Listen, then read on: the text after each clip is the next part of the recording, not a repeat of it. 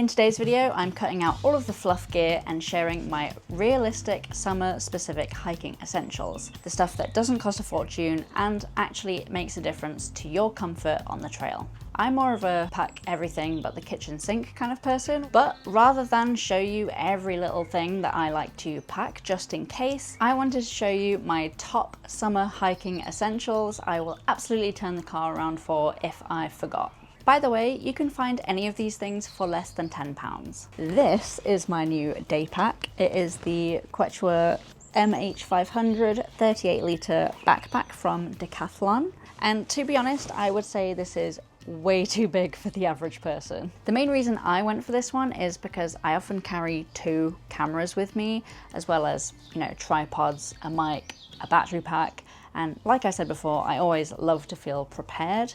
But my normal backpack is a 28 litre Osprey Tempest, I think, which I think is the perfect size for most day hikes. So starting off strong with the only-ish clothing item, a sun hoodie. Sun hoodies, if you didn't know, don't worry, I didn't either until like last month, are long-sleeved hooded tops designed to protect you from the sun. This one I feel like looks a bit silly with the hood up, but still. This one is rated to 50 UPV or ultraviolet protection factor, which means that the fabric only allows 1/50th or 2% of the sun's UV radiation to pass through onto your skin. Now, I know the thought of wearing an extra layer in the summer heat sounds awful, but they're designed to be lightweight, moisture wicking and breathable, making them comfortable to wear in warm weather.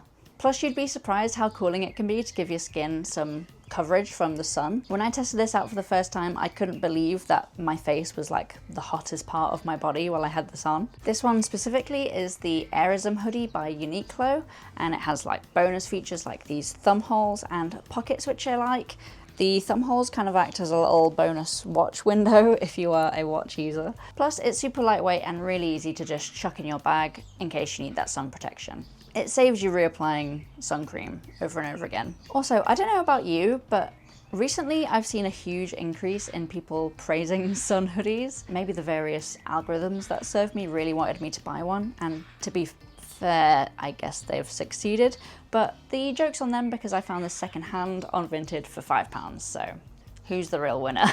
Okay, now let's move on to some eye care. I'm pretty short-sighted, and while I try and ignore that fact in my day-to-day life, hiking is one of the few times that I actually want to see the view. Sadly though, I spent ages hunting for like sporty sunglasses that had prescriptions in them, and it was impossible. I don't think I've found one that has, that single lens sporty look. So I recently made the switch to contact lenses for hiking days. It's been a game changer, honestly, and I can finally admire the landscape instead of just looking at vague green blobs. Wearing contacts has opened up my world of sunnies, so I thought I'd show you my current faves.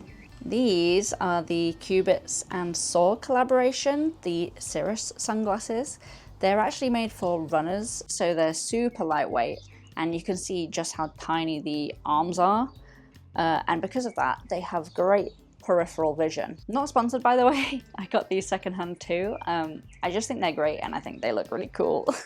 Really excited to have cool sporty sunglasses now and actually be able to see while I wear them. Because I'm wearing contacts now, I also bring eye drops to avoid that dry sandpaper eyeball feeling that you can get towards the end of the day. But even if you don't wear lenses, I really recommend adding eye drops to your hiking first aid kit. Also, the first aid kit that I put these in is also an essential, but it's not summer specific, so I haven't included it in this list. But just so you know, first aid kit is also an essential. And to be fair, I don't think eye drops should be summer specific either, particularly after experiencing some wind blindness on Woodford in February, but you are more likely to get dry eyes from all the heat and the dust in the summer. I don't know why I'm explaining myself, to be honest. I wrote this list and I can put whatever I want on there, and I'm keeping these bad boys on it. So I'm gonna put my sunnies in this side pocket that's kind of meant for like easy access grabbing, and I'm gonna put my eye drops in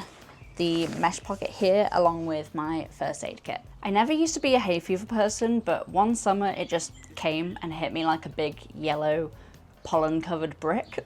And I also randomly became allergic to apples at the same time. Coincidence? Maybe, I don't know. Someone please help, I really miss eating apples. So now I carry antihistamines, not just for the hay fever and the apples, but, you know, insect bites, mystery rashes, in case I come across a horse, which I also happen to be allergic to. They weigh next to nothing, antihistamines, not horses, and they've saved a few hikes from turning into sneezy, itchy nightmares. These are kind of another addition to the first aid kit, but I actually keep these in the hip pocket of my bag for easy access, and so I can take one as soon as I even feel a hint of a sniffle. I have eczema, so an allergic reaction can quickly turn into a full-on flare-up on my skin, which can last months, so I like to act as soon as possible. Also, carrying these really makes you feel like a responsible hiker when you can offer one to someone struggling and feel like a mysterious trail medic. Also, side note, the hip belt pockets on this thing are big enough to hold most phones, I would say, which is amazing, and I think it's because of this kind of stretchy mesh material on there, so love that. But at the moment I'm just gonna stick my antihistamines in there. Okay, this one is something that I cannot live without on hikes and in my day-to-day. As I just said, I'm an extremely dry person and I will simply shrivel away if I don't have some lip care and skincare on me at all times. My skin is incredibly annoying and wants different things at different times too, so I use this mini pillbox thing because it has dividers, Vaseline, eczema cream, different eczema cream, and sun cream. In the winter, I can get away with just using one pot with no dividers because it never really gets warm enough to melt. But in summer or warmer climates, you do need something with dividers to stop them from all mixing into some kind of mega lotion. Maybe I need mega lotion. I'm not going to go into all of these because, you know, 2 of them probably don't affect you, but Vaseline, lifesaver for so many reasons, chafing, dryness, even fuel when paired with cotton balls, and then on the other side, sun cream. This obviously isn't enough to cover my body, which is why I bring a small either lotion or spray for those areas if I have them out. But this one specifically is a sensitive one for my face and hands, which are usually the only things that are visible to the sun anyway. These are going to join my antihistamines in my front pocket.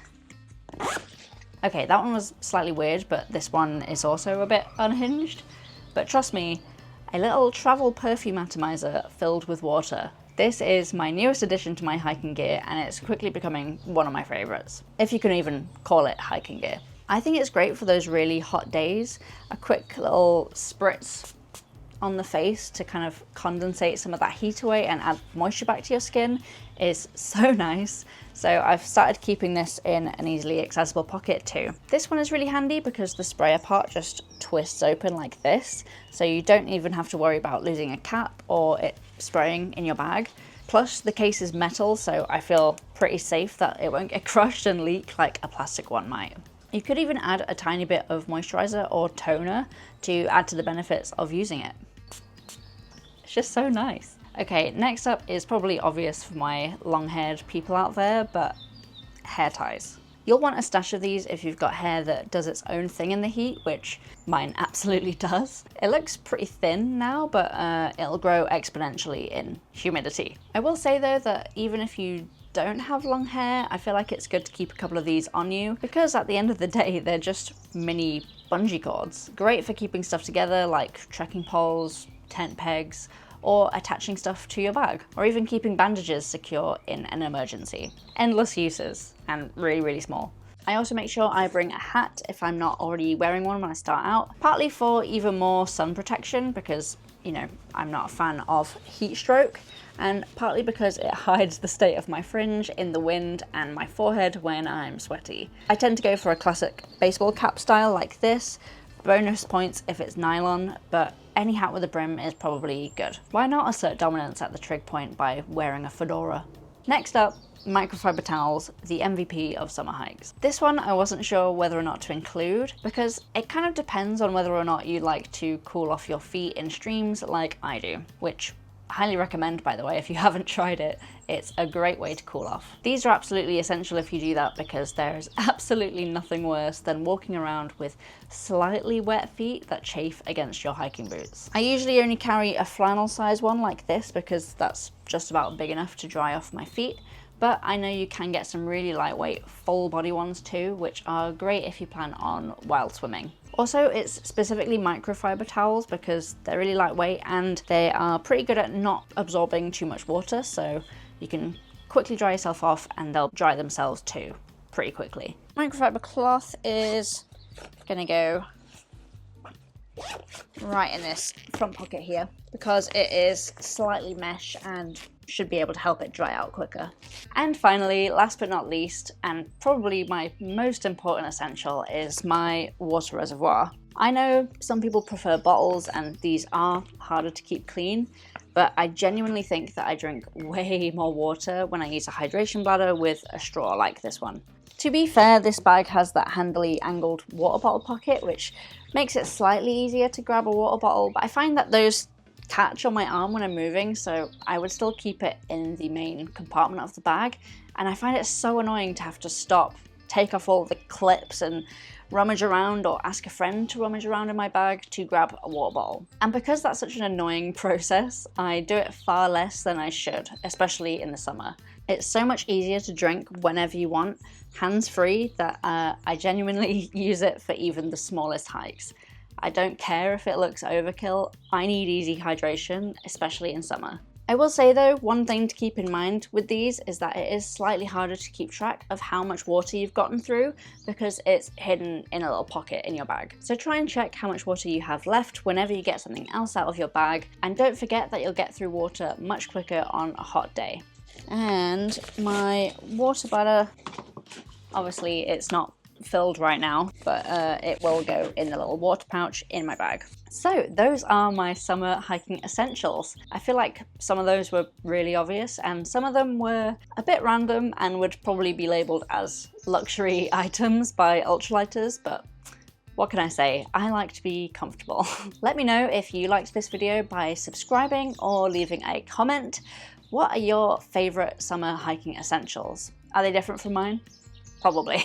I have a video all about what to wear on a hot weather hike, which you might like, linked down below in the description. But until next time, thanks for watching.